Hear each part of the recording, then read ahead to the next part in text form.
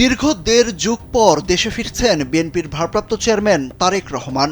স্বাভাবিকভাবেই বিএনপির শীর্ষ এই নেতার দেশে ফেরার খবরে ব্যাপক উৎসাহ উদ্দীপনা বিরাজ করছে দেশে, এমনকি লন্ডনেও। লন্ডন বিএনপির অনেকেই প্রিয় নেতার সঙ্গে নিজ উদ্যোগে দেশে ফেরার পরিকল্পনা করেছেন। একই দিনে দেশে ফিরতে ঢাকা আসার টিকিট কাটার হিড়িক পড়েছে। তবে নির্ধারিত সময়ে ঢাকা লন্ডন রুটে বিমানের টিকিট পাওয়া সম্ভব হয়নি। বিক্রি হয়ে গেছে সব টিকিট। জীবন অবাক না করলে কে করবে? 28% মিল্ক ফ্যাটের অবাক করার সাথে ফ্রেশ মিল্ক পাউডার। জীবন অবাক করুক প্রতিদিন। বিমান বাংলাদেশ এয়ারলাইন্সের ওয়েবসাইট ঘেঁটে দেখা যায় 24 ও 25 ডিসেম্বর ঢাকাগামী দুটি ফ্লাইটের সব শ্রেণীর টিকিট ইতিমধ্যে বিক্রি হয়ে গেছে।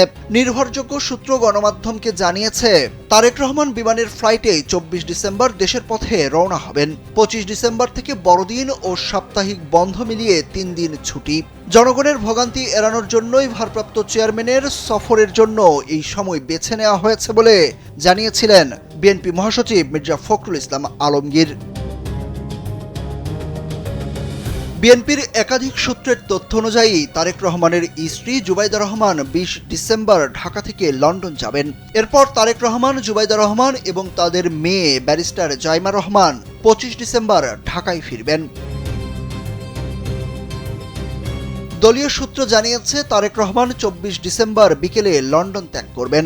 বাংলাদেশ বিমানের এদিনের ফ্লাইটটি হবে ড্রিমলাইনার বিমান দিয়ে। এই ফ্লাইটের ইকোনমি আসন সংখ্যা 247টি, 30টি বিজনেস ক্লাস এবং 21টি প্রিমিয়াম ইকোনমি। সংশ্লিষ্ট সূত্র জানায়, ফ্লাইটটির সব আসনের টিকিটই বিক্রি হয়ে গেছে।